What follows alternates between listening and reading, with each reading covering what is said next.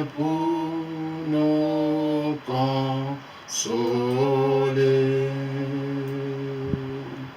Tu guéris le cœur brisé, soulager les opprimés.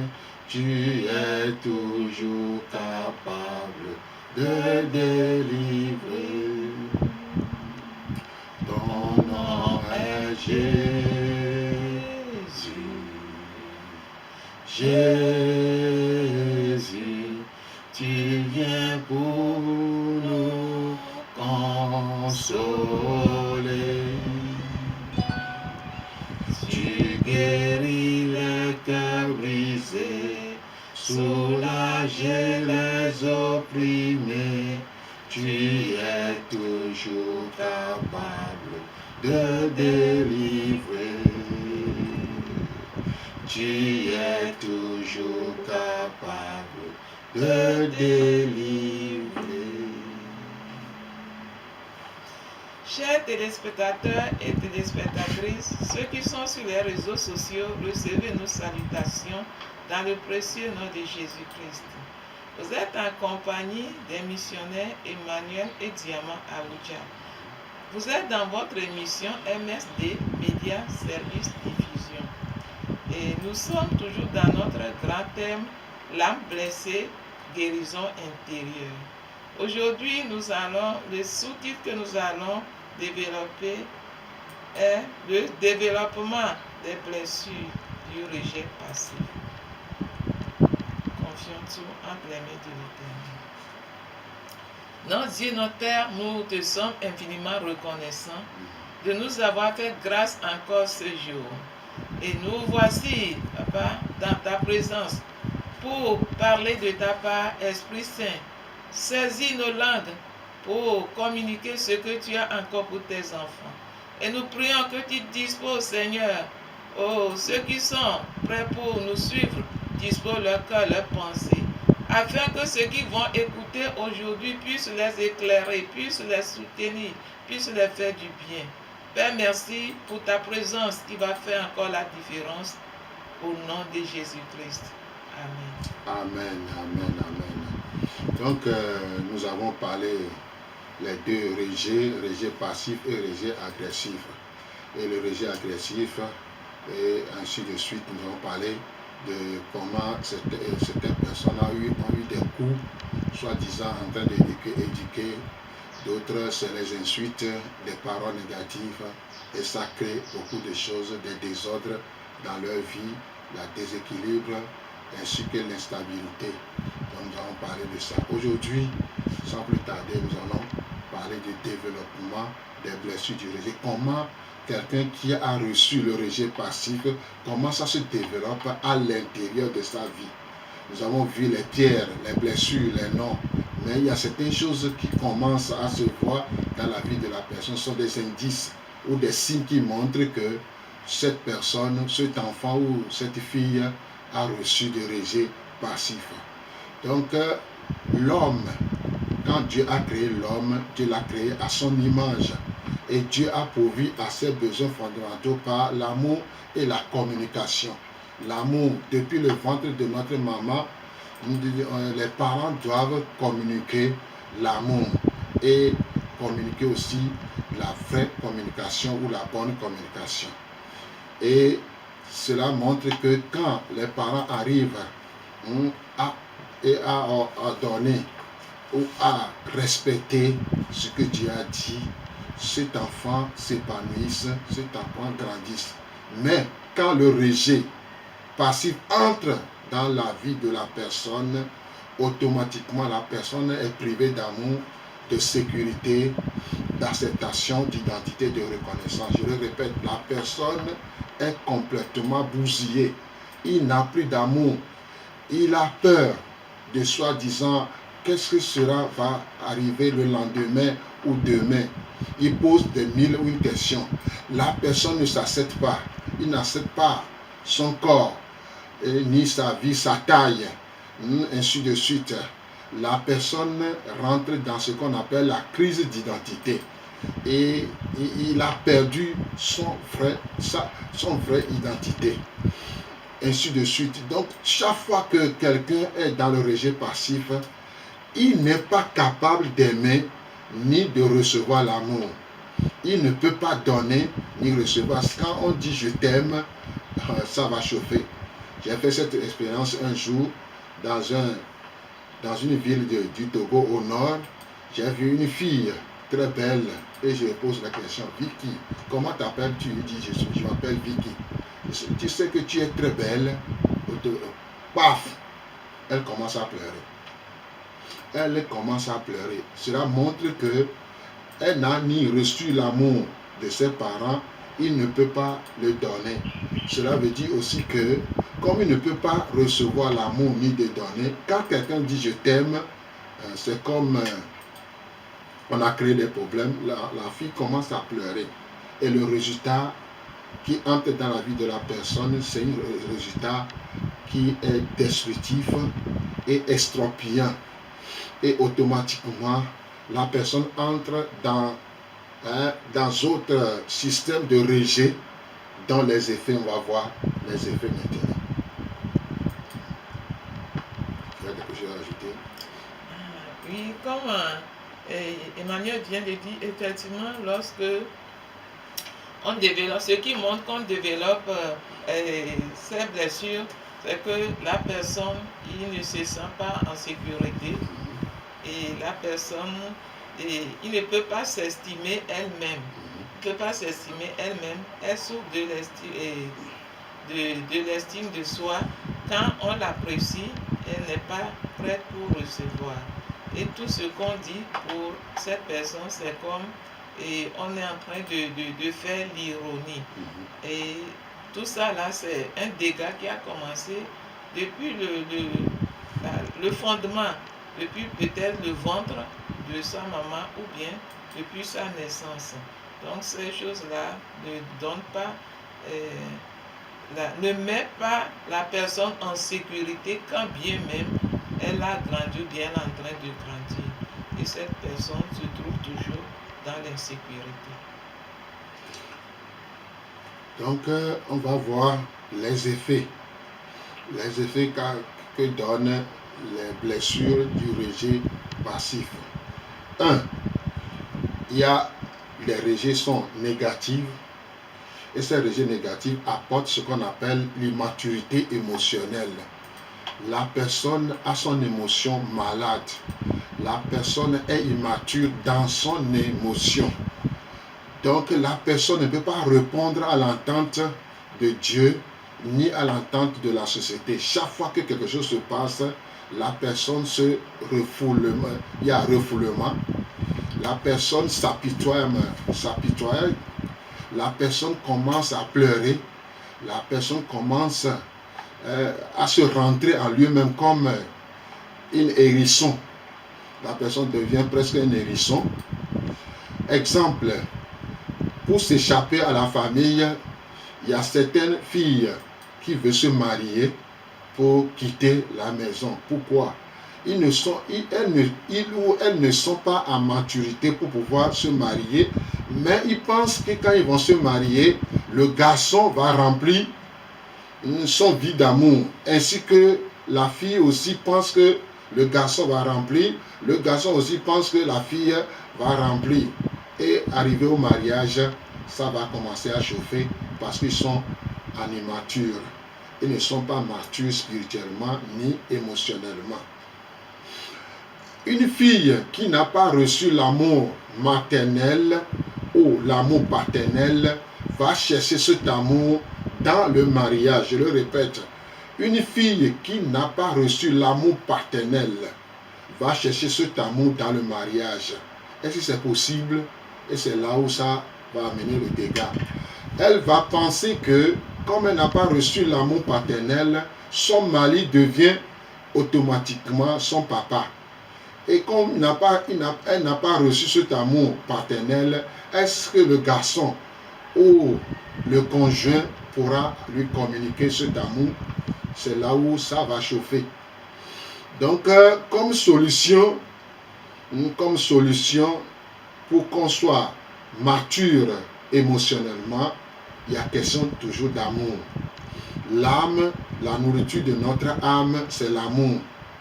Et quand on a l'amour, on s'accepte facilement, on a l'approbation de Dieu et automatiquement on est en maturité spirituelle et émotionnelle.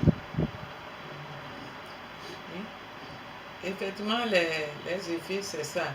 Parce que Dieu a créé tout le monde avec un réservoir d'amour que chacun va remplir sa part.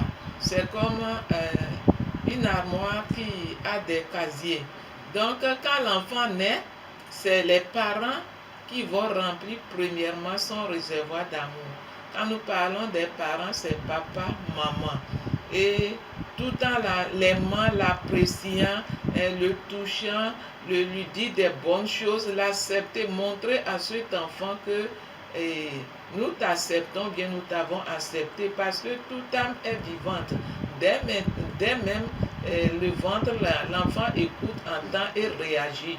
Et à la naissance, l'enfant commence par recevoir l'amour des parents. Mais si le cas contraire se présente, voilà l'enfant qui naît, c'est maman seule qui est là, papa n'est pas là. Déjà, l'absence de papa n'encourage pas la maman pour aussi donner entièrement ou bien manifester entièrement son amour. Et tout à fait, cet enfant est déséquilibré à la naissance. Sinon, les deux sont là. Maman est contente, papa est content et il apprécie, il lui souhaite des bienvenus. Donc, ça veut dire que si l'enfant a accepté, a bien accueilli, a apprécié et ils ont manifesté leur contentement, leur joie envers cet enfant, ça veut dire que le niveau des parents et le niveau d'amour des parents sont remplis. Et cet enfant, il est content, il est rassuré qu'il est bien arrivé. Et après les parents, c'est les familles proches aussi qui vont montrer leur amour par les bienvenus, les cadeaux, tout ça là. Et tout le monde apprécie cet enfant, est content. Et après l'étape des proches parents, maintenant, c'est l'étape des enfants, des amis. Des amis, quand cet enfant commence par grandir, en même temps, il est libre, il se défoule facilement, il va vouloir avoir des amis de son âge et il est prêt aussi pour communiquer sa joie avec ses amis d'âge jusqu'à la jeunesse.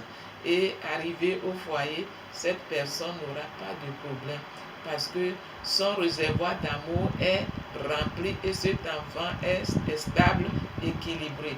Et lorsqu'il va aussi avoir des enfants, il aura d'amour à transmettre à ses enfants, que ce soit la maman ou le papa, il aura l'amour à transmettre à ses enfants.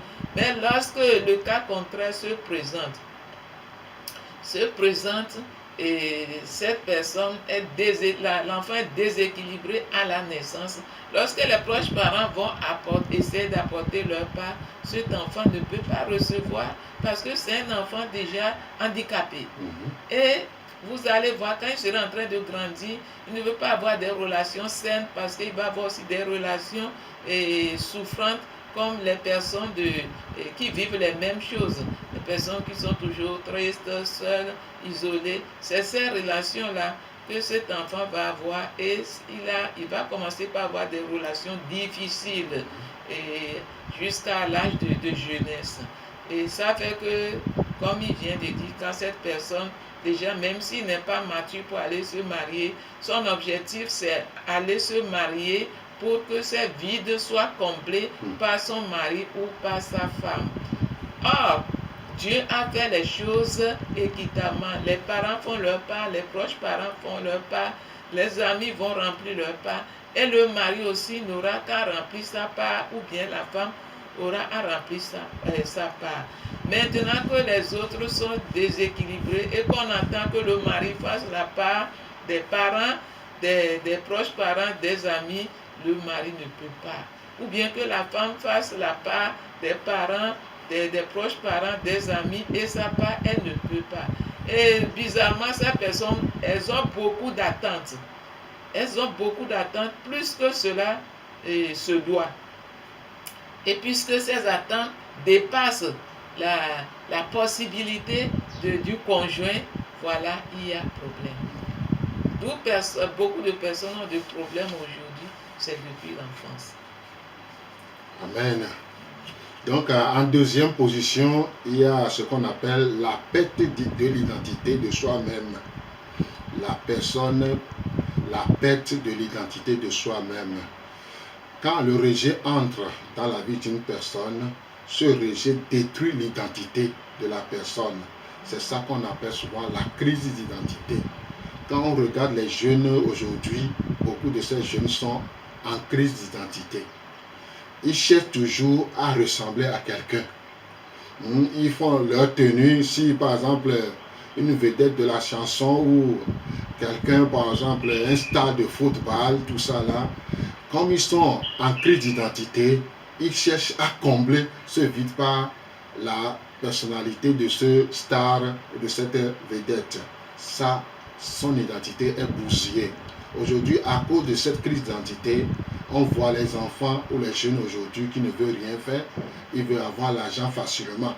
Ils cherchent à combler ce rejet qui crée un trou dans leur âme avec certains systèmes, c'est-à-dire ils veulent dépendre de quelque chose.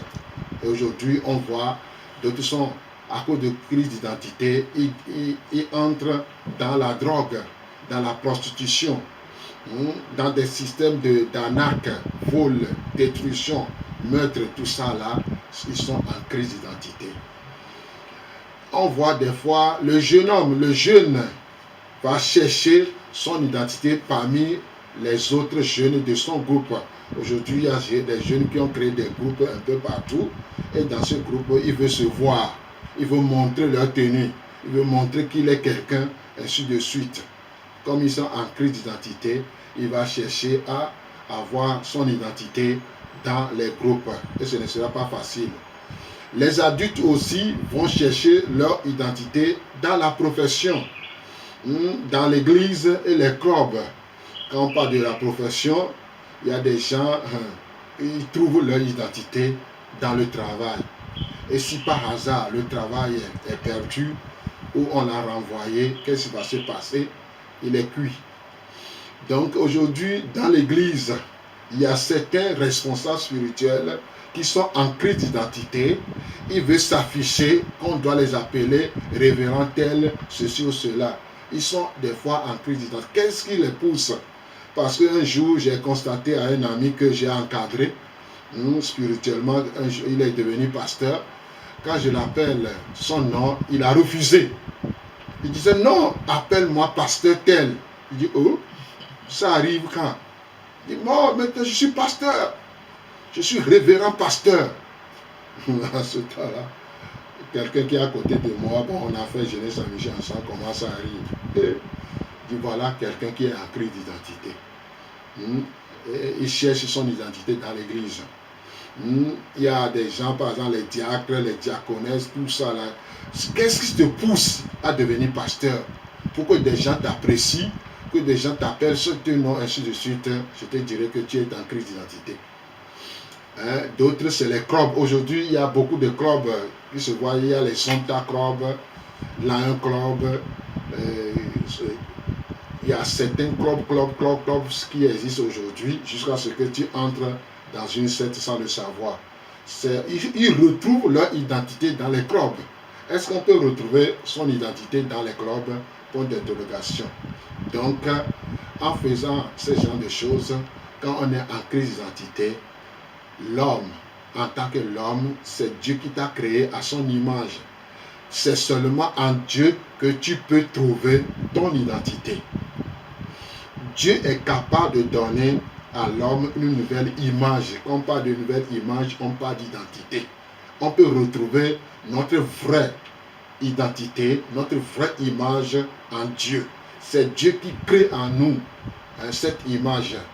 On ne peut pas trouver cette image quelque part. Aujourd'hui, on s'affiche. Je ressemble à telle personne. Je veux ressembler à quelqu'un. Ainsi de suite, ça montre que tu as perdu ton image et ça va chauffer. Oui, lorsqu'on parle de crise d'identité, c'est vraiment triste. Nous pouvons voir une personne grande comme ça, physiquement, géant, costaud, tout ça là, mais son âme est petite. Son âme est petite en elle. Et puisque son âme est petite en elle, cela veut dire que cette blessure a arrêté sa croissance. Et cette personne peut avoir 40 ans, mais il est adulte bébé.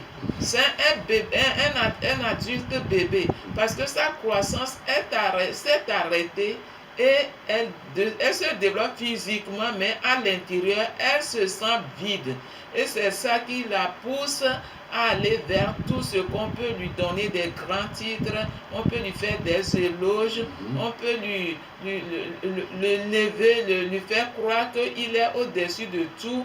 Et il attend à écouter tout ça là. Il attend voir toutes ces choses qu'on dit, comme il vient de dire, tant, et puis il se voit dedans. Il est fier. Il est fier. Et lorsqu'on ne lui donne pas cette nourriture, il se sent encore plus affamé dans son âme. Alors que tout ça là, c'est manque d'identité, c'est crise d'identité. Ce n'est pas ce que les gens disent de nous que Dieu attend de nous. Ce n'est pas ce que les gens font de nous que Dieu, lui, il attend de nous. Dieu attend de nous qu'on puisse montrer son identité et refléter son identité, la vraie identité de Christ aux autres.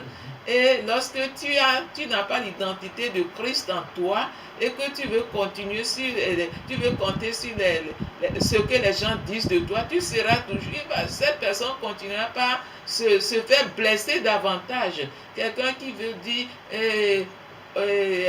ceci veut lui donner de grands titres et qu'il attend, ou bien elle attend ce grand titre, cet éloge, et qu'on ne lui fait pas cet éloge, il se sent frustré, blessé encore, et il tombe encore dans la crise d'identité. Nous n'avons pas vraiment en principe besoin de ça. Tu peux être celle que tu es et faire ce que Dieu te donne de faire et Dieu veut faire avec toi. Et c'est ça qui fait de toi ta personnalité. Quel que soit ce que les gens vont dire de toi, les grands titres, les éloges, Dieu, lui, il te note, il te voit par rapport à ce que tu es pour lui. À ce que tu es pour lui, par rapport à ce que tu es ou bien tu fais pour les autres.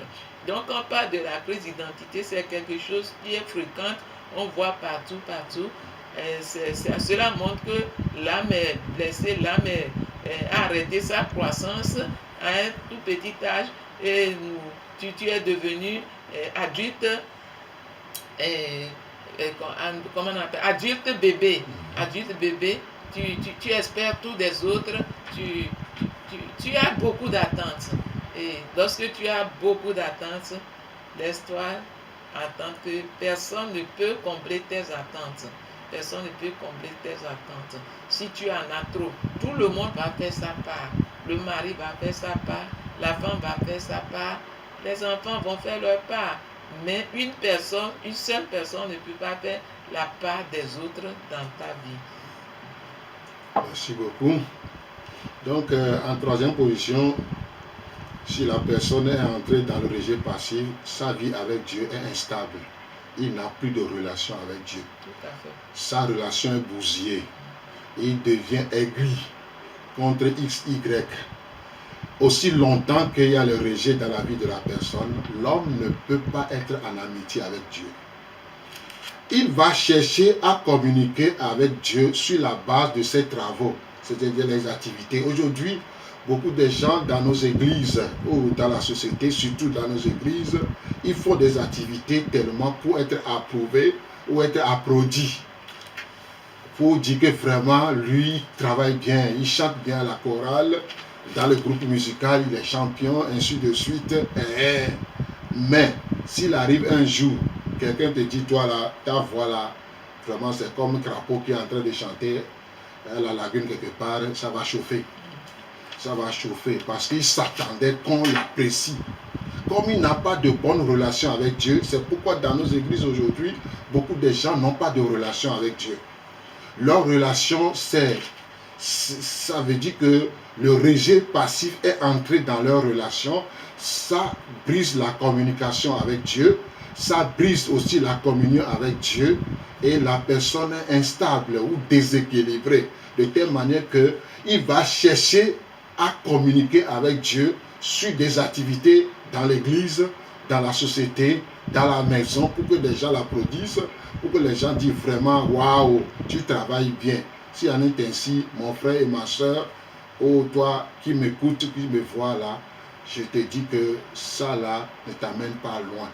Ça va te détruire. C'est pourquoi aujourd'hui, les gens sentaient, j'ai rencontré une fille comme ça, c'est à cause du rejet passif. Un jour, comme les gens ne l'apprécient pas, elle a cherché à rentrer dans un puits pour mourir. Ces gens de personnes peuvent se mourir, se suicider facilement. Bon, en Afrique noire, bon, des fois, nous avons la peau dure, on n'arrive pas. On n'arrive pas à le faire facilement. Donc, si on veut le faire, il y a un démon ou un esprit qui entre en jeu pour te faire pousser à se suicider. Mais à cause de l'instabilité, certaines personnes ne veulent plus survivre sur la terre. Ils veulent s'en aller, ils veulent se détruire. Ils veulent se détruire. Et cette destruction, tu meurs, c'est l'enfer sans escale. Donc, je répète encore, tant que le rejet passif est dans la vie d'une personne, la personne ne peut pas avoir une relation avec Dieu, une relation d'intimité avec Dieu.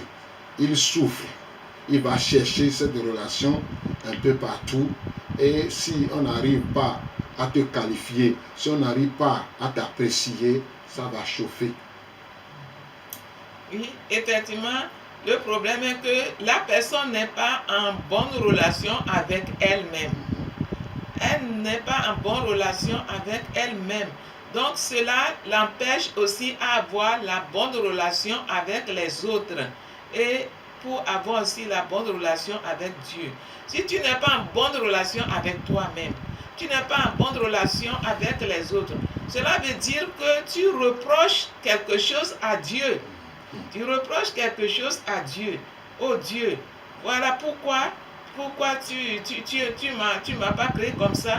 Pourquoi tu as fait ceci, tu as fait ceci. Tant que tu reproches Dieu des choses, tu te reproches toi-même, tu reproches aussi les autres. Tu ne peux pas être accepté, intégré dans la société ou bien dans le groupe. Ça fait que lorsque tu arrives à quelque part, tu es en train de regarder les visages des gens. Est-ce qu'ils sont contents de mon arrivée? Est-ce qu'ils sont en train de penser quelque chose de moi? Est-ce qu'ils sont bien? Elles sont. Tu as toujours quelque chose à remuer dans ta tête. Et toi-même, tu n'es pas à l'aise.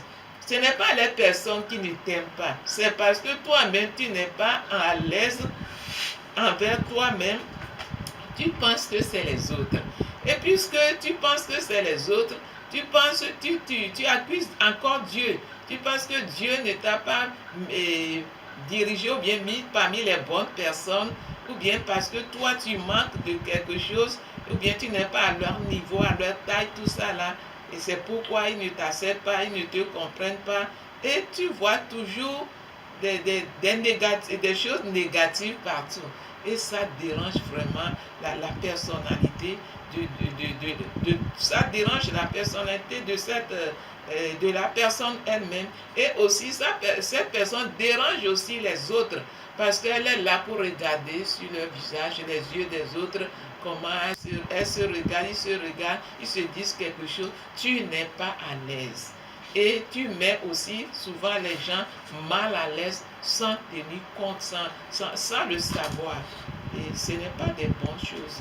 Et ça ne permet pas une bonne relation, ni avec soi-même, ni avec les autres, ni avec Dieu. Parce que Dieu, c'est Dieu qui se trouve dans les personnes qui t'entourent. C'est Dieu qui se trouve dans les personnes avec qui tu collabores et que tu ne les aimes pas. Tu n'es pas à l'aise avec eux, avec elles. Comment est-ce que tu peux être à l'aise avec Dieu? Le problème, c'est toi-même. Donc, j'aimerais ajouter encore, quand quelqu'un qui a une vie instable avec Dieu, c'est pourquoi aujourd'hui on court de centre de prière sur le centre de prière, cherchant à avoir quelque chose. ce que nous devons chercher, c'est la relation avec Dieu. Quand on a une bonne relation avec Dieu, Dieu va agir, Dieu va bénir. Beaucoup de gens, à cause de rejet, n'ont pas de relation avec Dieu. Ils font tout, ils prient, ils font des veillées de prière, jeûnes et prières. De telle manière, d'autres sont devenus ulcériques. Ils ont des ulcères dans le ventre. D'autres sont devenus paludéens. Ils ont la fièvre parce qu'ils n'arrivent pas à dormir. Parce que Dieu a créé la nuit pour dormir. Dormir, c'est un médicament spécial que Dieu a donné. Mais quand on rentre, parce que la Bible dit, il y a un temps pour dormir, un temps pour faire des veillées, un temps pour faire ceci, on fait cela. Parce que Dieu a créé en nous quelque chose qu'on appelle cerveau, grand cerveau et petit cerveau. Donc quand on est le matin en train de travailler, c'est le grand cerveau qui travaille. Et quand on se couche, le grand s'arrête et c'est le petit. Mais si les deux travaillent en même temps, c'est ça qui crée souvent l'accumulation de fatigue, le palu, les fièvres et les maladies. Parce que les deux s'efforcent à faire leur travail et ça crée. C'est pourquoi Dieu a dit de dormir. De ne pas... On va faire le veillée de prière. On va veiller de prière, on va prier, mais à condition qu'on a une bonne relation avec Dieu. Quand on a une bonne relation avec Dieu, quand on prie, on jeûne, on fait des veillées, Dieu répond. Une fois que tu n'as pas une bonne relation avec Dieu, tu pries, tu fais tout ça là, Dieu ne t'écoute même pas. C'est pourquoi aujourd'hui des gens traînent de centres de prière, de l'église en église, croyant que c'est l'église qui s'occupera de leurs affaires. Au fond, comme ils n'ont pas de relation avec Dieu, tout ce qu'on fait souvent, ça crée d'autres problèmes. Oui, effectivement, comme je viens de dire, nous devons avoir de bonnes relations avec nous-mêmes d'abord. C'est très important. Et malheureusement, ces blessures empêchent la personne à avoir la bonne relation avec elle-même. Et c'est ça que nous appelons manque d'estime de soi. Donc, une fois que tu n'as pas la bonne relation avec Dieu et avec toi-même, tu ne peux pas avoir aussi la bonne relation avec Dieu. Et tu ne feras que demander. Et tu as toujours beaucoup d'attentes de Dieu. Tu ne sais même pas ce que Dieu a répondu. Dieu n'a pas répondu.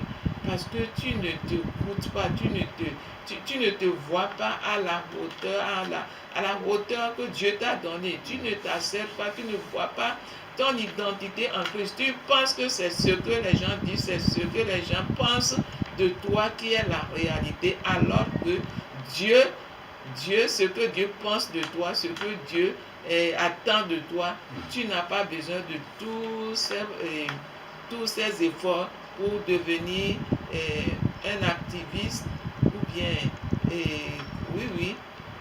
un activiste. Dieu, il t'aime tel que tu es. Dieu t'aime tel qu'il t'a créé. Dieu t'aime dans ta faiblesse. Dieu t'aime.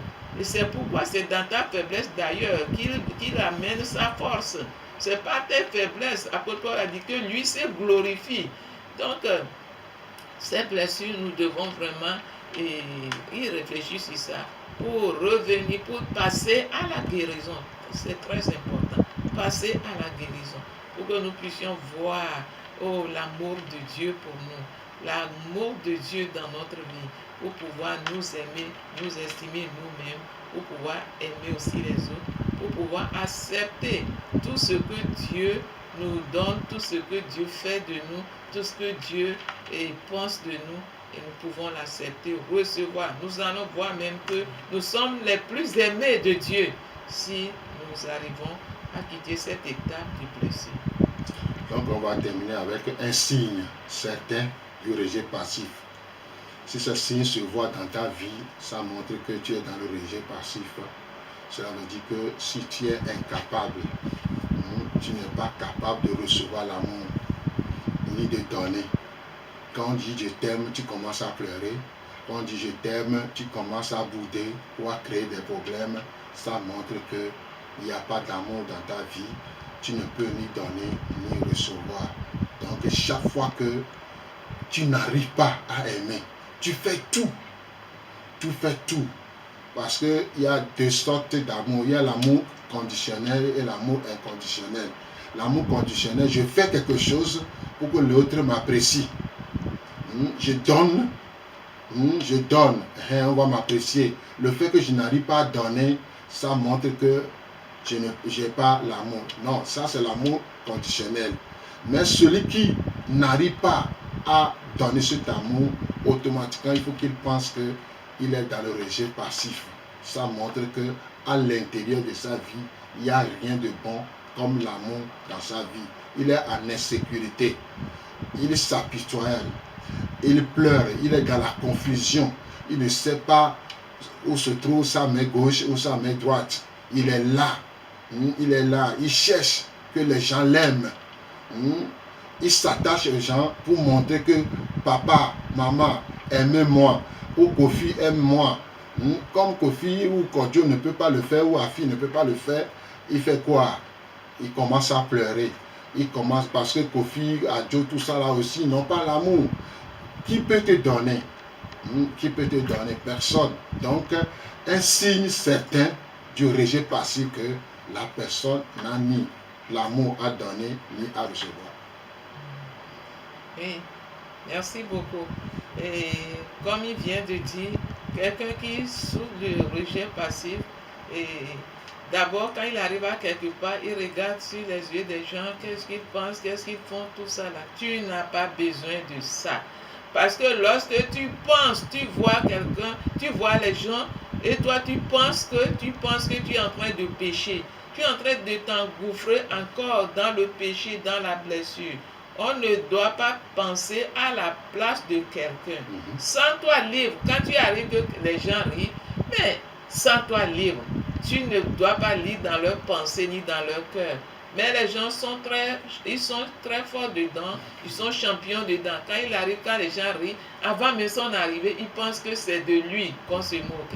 Quand les gens sont restés calmes, ils sont en train de dire non, que cette blessure ne nous conduit pas à penser à la place des autres pour pécher encore. À voir, à lire dans le visage des autres, nous ne sommes pas permis, ou bien nous ne devons pas aller jusqu'à ce point. Et nous ne devons pas aussi attendre notre rémunération de la part d'une personne. C'est Dieu qui est le bon rémunérateur. Parce que ce que nous le faisons pour Dieu. Nous ne le faisons pas pour une personne. Même tes propres parents, tu peux faire des choses, donner des choses qui ne t'apprécient pas. Sans toi, libre, sois fier parce que toi, tu es en train d'obéir à Dieu. Tu es en train de faire la volonté de Dieu. Tu es en train d'exprimer ton cœur. Nous n'allons pas attendre le retour pour manifester notre amour ou bien faire du bien. Nous allons écouter Dieu en communication avec notre cœur pour faire librement ce que Dieu nous donne, ce que notre cœur nous demande, et toujours dans la paix, dans la joie, sans attendre le retour. Amen. Donc voilà, quand on parle de développement du rejet, des blessures du rejet passif, voilà ce qui se passe dans la vie de la personne. Ça amène des effets négatifs. On a parlé de l'immaturité émotionnelle, spirituelle. On a parlé de la perte de l'identité. La personne se trouve en crise d'identité et de toi, sa relation avec Dieu est instable. Donc il ne peut pas aimer Dieu. Quand souvent on dit j'aime Dieu, non, tout ça là c'est de la comédie. S'il dit je t'aime, c'est les pleurs. Ça montre qu'il y a quelque chose qui ne cloche pas dans la vie de la personne. Et en quatrième position, il y a question des signes ou un signe. Si je n'arrive pas à aimer ou si je n'arrive pas à recevoir l'amour, automatiquement, ça se voit que je souffre de rejet passif. Et nous remercions Dieu pour toute cette lumière qu'il a apportée. Nous avons besoin de quitter cette étape de blessure pour passer à la guérison. Parce que tout ça là ne nous arrange pas. Nous gardons toujours notre âme dans la prison. Nous gardons toujours notre âme petite, alors que notre âme a besoin de grandir, de croître. Et ces blessures ne nous permettent pas de laisser notre âme grandir et cela ne nous permet pas de nous réjouir lorsque les gens se réjouissent et d'être dans la logique des bonnes choses. Lorsque les gens se réjouissent, lorsque les gens sont, les gens sont dans la tristesse, l'émotion n'est pas stable et ça fait que puisque c'est l'âme, l'émotion n'est pas stable, on se retrouve toujours dans les extrêmes alors que les extrêmes ne permettent pas d'avoir une bonne relation, bien ne permettent pas notre épanouissement. Nous sommes appelés à avoir une bonne relation avec Dieu. Ce n'est pas ce que nous faisons pour Dieu qui est plus important, mais ce que nous-mêmes, c'est nous-mêmes que Dieu cherche et ce que nous sommes pour Dieu est plus important. Et pour que nous soyons ce que nous sommes pour Dieu, nous devons avoir la stabilité physique, psychologique. Nous devons avoir de bonnes relations avec nous-mêmes, avoir de bonnes relations avec les autres, être épanoui, se sentir épanoui, quel que soit ce que tu fais, un travail, quel que soit ce que les gens disent, quel que soit ce que les gens pensent, toi tu fais et avec un bon cœur parce que tu sais que tu as un bon rémunérateur, celui qui voit même dans le plus profond secret, il voit, il remédie toujours. Dieu n'est pas injuste et c'est pourquoi il veut nous voir et sortir de ses blessures pour pouvoir garder cette bonne relation avec lui et pour que notre âme aussi s'épanouisse. Merci beaucoup. Merci beaucoup. Donc, nous sommes presque à la fin. Donc, l'heure a sonné où on vous remercie. Ceux qui nous ont vus réseaux sociaux, Facebook, YouTube, nous vous en sommes reconnaissants que à travers cet enseignement, ça va vous faire du bien. Nous aurons la solution plus tard. Donc on est en train de faire l'enseignement diagnostique. Où tu es, est-ce que tu es dans le rejet passif ou dans le rejet agressif? Et quand on se situe que soit rejet passif ou rejet agressif, quelle solution que Dieu va apporter? N'ayez pas peur, ça va arriver. Merci beaucoup. Et toutes ces personnes qui se retrouvent dans ce domaine, ce n'est pas ce n'est pas elles-mêmes qui ont cherché à se retrouver dans cette situation. C'est la nature les a imposées, puisque quand tu naissais, tu ne peux pas commander ou bien ordonner quelque chose à tes parents. Mais ça s'est présenté, tu ne vas pas demeurer dans cette situation. Tu dois chercher à sortir de cette situation pour pouvoir t'épanouir, pour pouvoir être la personne que Dieu veut que tu sois.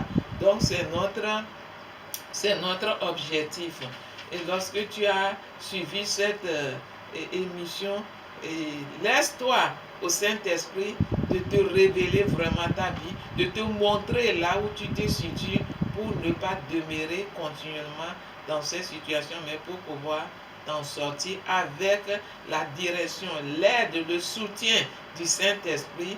Et Dieu nous aime, il veut nous voir toujours comme il nous a créés. Il veut nous voir toujours des personnes en relation avec lui dans la dignité et dans la joie. Que Dieu nous bénisse. Nous allons prier. Donc d'abord, les contacts. Si vous voulez nous rejoindre ou tu veux une aide ou des aides, nous sommes prêts à vous aider, à vous accompagner spirituellement et psychologiquement. Ça, c'est la relation d'aide. Quand on parle de relation d'aide, on parle les deux à la fois, conseil spirituel et conseil psychologique. Donc, c'est ça qu'on est en train de faire. Si tu aimerais nous contacter ou chercher de l'aide, il suffit de faire plus 228 70 41 09 27, plus 228 70 41 09, plus 228 99 48 35 45, plus 228 99 48 35 45. Skype, bon, ces deux numéros sont sur WhatsApp. Skype, bon, c'est comme l'emploi Aouja en minuscule, comment Point Aouja en minuscule, et tu es le bienvenu. Et nous ne sommes pas loin, nous sommes à Tocoin Séminaire, derrière l'optique à Dieu la gloire, et derrière aussi la maison de Toufane. Derrière la maison de Toufane, et tu vas nous trouver. Merci. Notre Dieu, notre Père, nous sommes les plus heureux de ce que nous avons un papa qui pense à nous. Un papa qui est prêt pour nous éclairer, pour nous tendre ses mains, pour nous sortir des situations qui ne nous permettent pas de vivre normal ou bien de nous épanouir. Tu nous as éclairés encore ce matin. Nous prions que ton Esprit Saint accompagne ce message, ce thème dans le cœur des uns des autres.